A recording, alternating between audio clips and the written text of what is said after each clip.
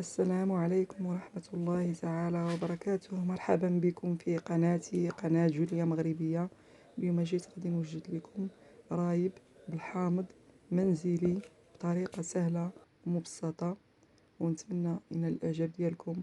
وندوزو المقادير اللي غادي نحتاجو في هذا الرايب هذا. غادي نحتاجو نص لتر ديال الحليب،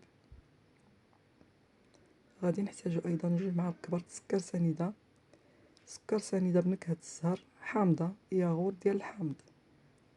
غادي ندوز دابا، غادي نحك الحامضه، راني حكيتها على هذا الشكل هذا. غادي نحتفظوا بهذا المبشور هذا، الطريقه راه واضحه.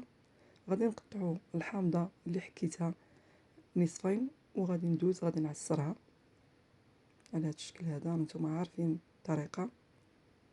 ومن بعد ما عصرت الحامضه ديالي كما تشاهدوا، غادي نحتفظوا بهذا المبشور ديال الحامض. الطريقه راه واضحه.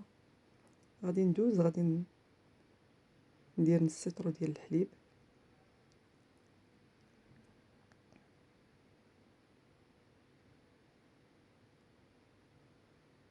غنضيف ليه كيس سكر سنيده بنكهه الزهر، غنضيف ليه ايضا 2 معالق كبار سكر سنيده، مبشور الحامضه. غادي نضيف ايضا ياغورت ديال الحامض، وغادي نخلط كل شيء في الخلاط الكهربائي. طريقه سهله. ومن بعد ما خلطته غادي نضيف ليه عصير الحامضه ديالي، وغادي نخويه في اي وعاء غرير كما كان، وغادي نديروه في الثلاجه شي شويه يرتاح. ومن بعد ما ولا على هذا الشكل هذا، غادي ندوز باش يسهل علينا نخويه في الكيسان. غادي نخلطو شي شويه بالمعلقه